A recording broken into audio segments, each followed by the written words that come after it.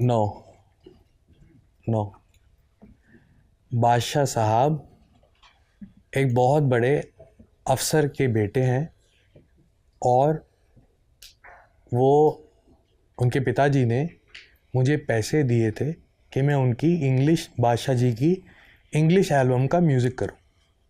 So he is not a talent which is picked up from the streets. He is from a big family. बहुत बड़े अफसर के बेटे हैं. So that's why he was never. उनके पिताजी ने आपसे संपर्क किया या बादशाह ने संपर्क? दोनों आए थे साथ में. अच्छा, कहाँ? दिल्ली, मोहाली? दिल्ली. बादशाह पहले 2-3 बार मुझे मोहाली में मिला, चंडीगढ़ में. उसकी फैमिली यहीं रहती थी, पिताजी और माताजी उसके यहीं रहते थे. उसने एक इंटरव्यू में बताया भी है लोगों को. उसने एक इंटरव्यू में बताया भी है कि हनी सिंह से मिले थे मेरे पापा, पैसे दिए थे उसको. सो जिसके पास ऑलरेडी पैसे हैं उसको एक माफिया मुडीर जैसे छोटे प्लेटफॉर्म की ज़रूरत ही क्या है? वो माफिया मुडीर का मेंबर ही क्यों हो? कैसे हो? He was never a picked up artist और टैलेंट फ्रॉम द स्ट्रीट. नाराजगी दूर नहीं हुई अभी तक दोनों की? नाराजगी अपनों से होती है सर. नाराजगी अपनों से होती है, परायों से थोड़ी ना होती है. क्लाइंट से थोड़ी ना होती है. He was just a client for me. क्या नाराजगी?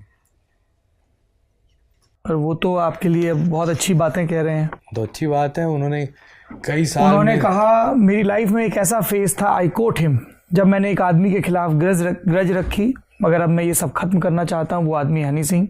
मैं किसी गलत फहमी की वजह से उनसे नाराज़ था, मगर अब मुझे समझ आ रहा है कि जोड़ने वाले बहुत कम थे, तोड़ने वाले बहुत. आज मैं आप सबको ये बताना चाहता हूँ कि मैंने उस फेज़ को पीछे छोड़ दिया है.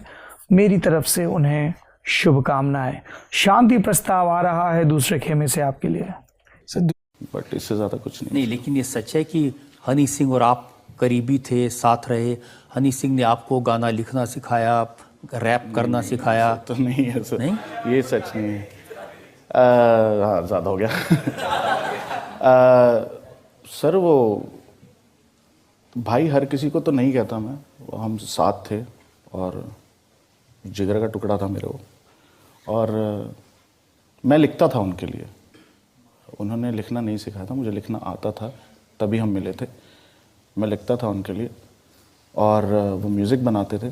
और जोड़ी क्या ही खतरनाक थी हमारी कि हमें नाचने का शौक था, उसे नचाना आता था. दूसरा खेमा है ही नहीं. लोगों ने दूसरा खेमा बना के दिया. ये कोई हिंदुस्तान पाकिस्तान वाली बात थोड़ी ना है.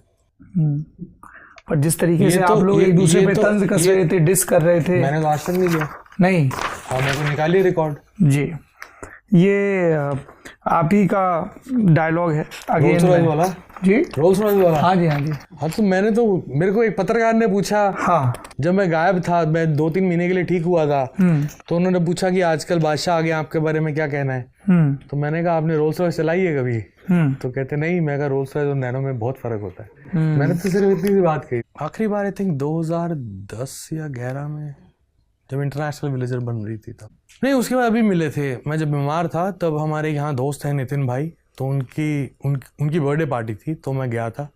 तो वहाँ पे उन्होंने इसको बुलाया था. मैं बहुत अच्छे से मिला था इससे. भंगड़े डाले थे हमने, बीरे बूरे पी थी.